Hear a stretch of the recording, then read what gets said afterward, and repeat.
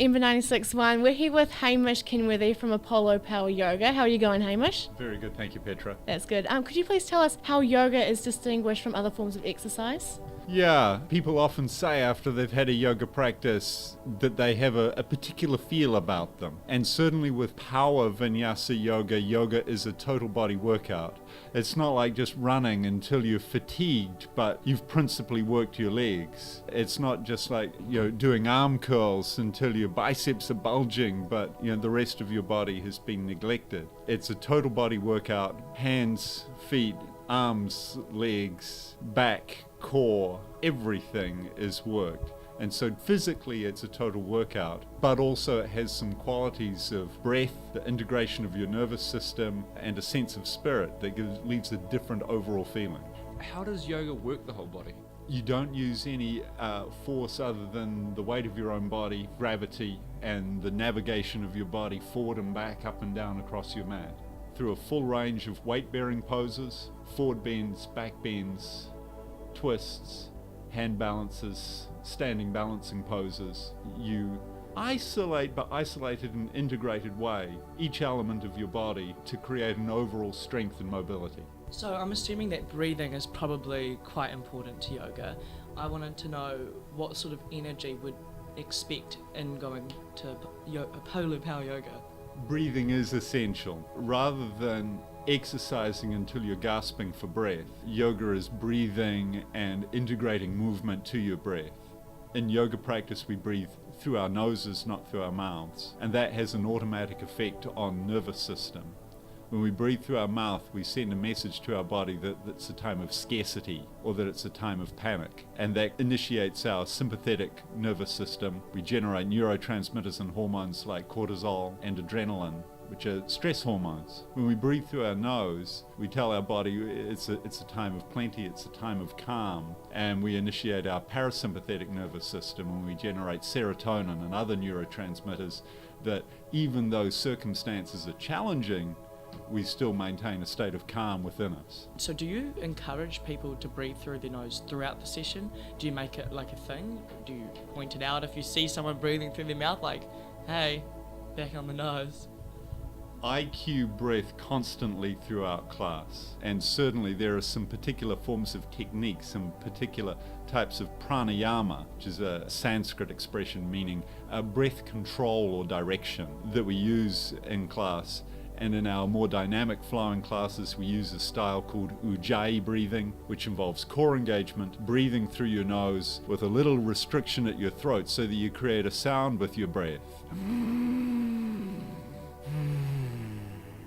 And breathing in that way right throughout class. You have a meditative focus for your mind because you're concentrating on breath, and you create a long, slow rhythm of breath, which allows your body to move gracefully and naturally in harmony and synchronicity with breath. And is this something that you try to get clients to incorporate in their everyday life as well?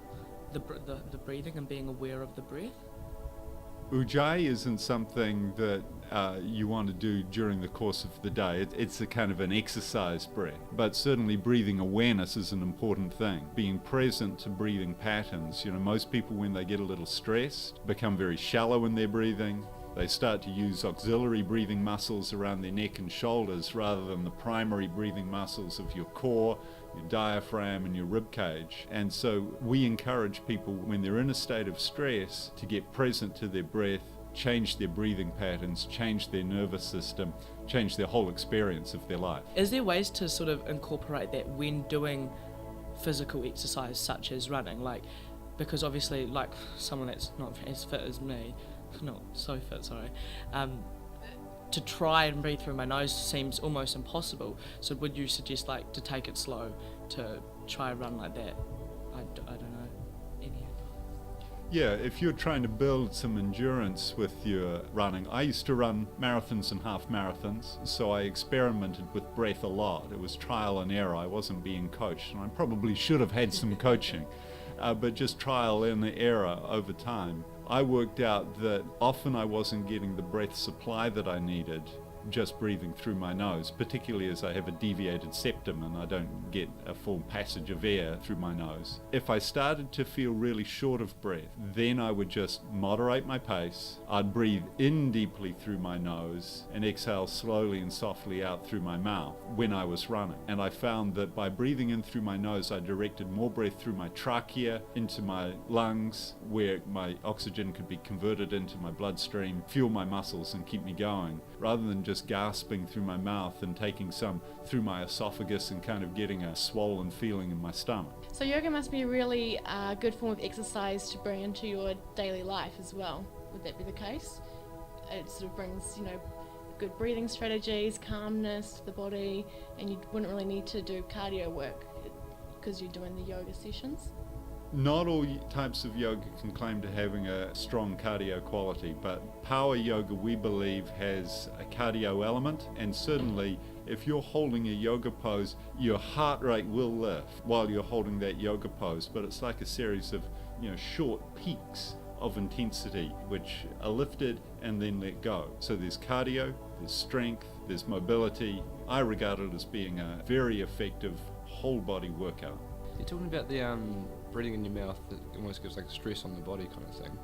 I sleep with my mouth open, so am I sleeping almost under stress? Yes, breathing patterns change overnight, and when I teach a 6:15 a.m. class, the first thing that I get my students to do is to really work on changing their breathing pattern. There tends to be a lack of depth in breathing patterns at night, so there's not a full exchange of breath, and you kind of get a reservoir of stale, used breath, a little build-up of carbon dioxide, which is ultimately toxic to our body overnight. And so it's good to move and breathe and really exchange your breath fully by getting active early on in the day. Well, thank you so much for talking to us again, Hamish. It's been a pleasure getting to know more and more about yoga and the importance of it involving different elements of the body. And I look forward to hearing from what you've got to say next time. Thank you so much. Thanks, Petra. Ember 96.1.